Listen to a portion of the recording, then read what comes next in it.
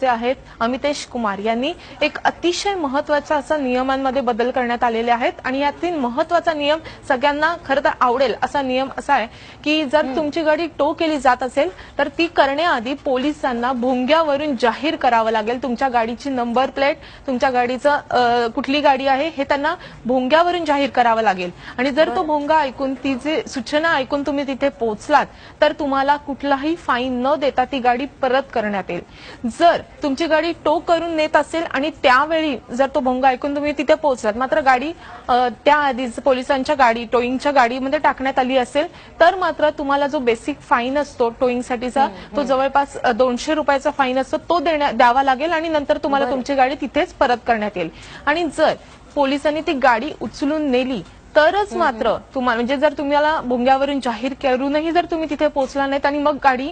Police स्टेशनला नेण्यात आली तर तुम्हाला गाडी सोडवण्यासाठी मात्र जो काही टोईंगचा फाईन असतो तो मात्र द्यावा लागणार आहे। त्यामुळे वाहन चालकांसाठी अतिशय महत्त्वाची गोष्ट त्यासाठी प्रत्येक टोईंग त्याशिवाय जर काही महत्त्वाचे नियम आहेत त्यामध्ये प्रत्येक टोईंग करणाऱ्या पोलिसांच्या गाडीमध्ये उपनिरीक्षक पदाचा जो पोलीस अधिकारी आहे तो असलाच पाहिजे असाही महत्त्वाचा बदल यामध्ये करण्यात आलेला आहे। तसेच या टोईंगच्या गाडीमध्ये ई चलन म्हणजे त्याच ठिकाणी तुम्हाला ई चलन देण्यात येईल अशीही सोय करण्यात यावी आणि वॉकी टॉकी असला पाहिजे असे अनेक महत्त्वाचे नियम करण्यात आलेले आहेत आणि त्यामुळे वाहन चालकांसाठी हा एक मोठा दिलासा म्हणावा लागेल। रेश्मा, निश्चित माधवी, धन्यवाद तू दिलेल्या या सगळ्या सविस्तर तपशिलांबद्दल।